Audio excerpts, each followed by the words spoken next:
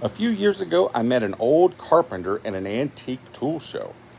We got to talking about old woodworking tools, and he said something that stuck with me. Well, he said, there used to be something called a left handed hammer. I laughed. He didn't. He said, well, they were incredibly rare, and almost nobody ever actually seen one. Now, I don't know why, but once somebody tells me something like that, I have to know more. So I asked where I could find one. He smiled and he said, well, Pennsylvania. Well, a few weeks later, I happened to be traveling that direction anyway. So I stopped at one of the largest woodworking museums in the country. The place was incredible.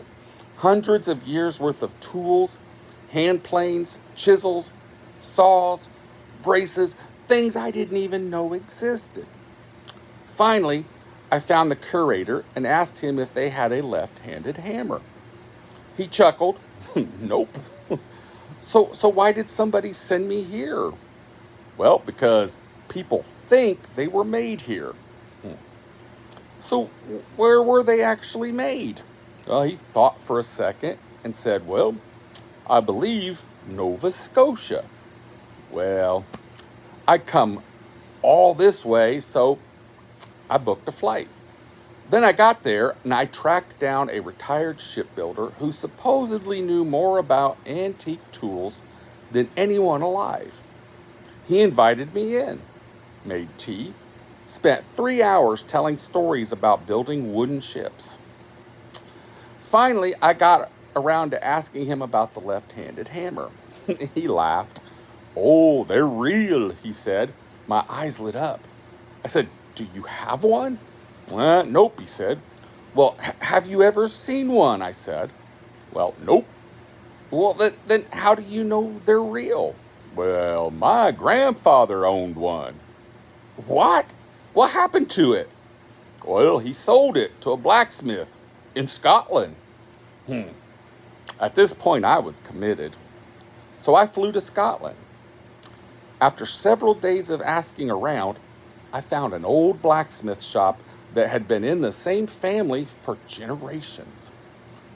Well, the blacksmith listened to my story. He nodded, walked into the back room. I could hear drawers opening, boxes sliding across shelves, metal clanging. 5 long minutes later, he came back, carrying an old wooden chest. He slowly opened it. Inside, there were dozens of antique tools wrapped in old cloth. One by one, he carefully unwrapped them.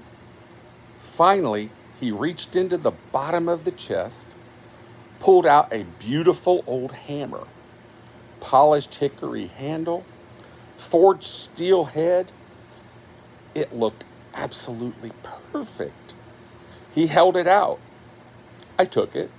I turned it over. I looked at the left side. I looked at the right side. I examined the handle. I even gave it a couple of practice swings.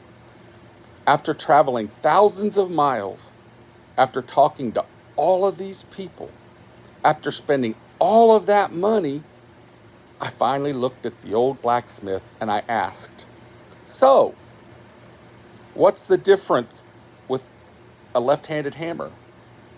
The old blacksmith looked me dead in the eye, without smiling, without blinking, without missing a beat, and he said, not a damn thing.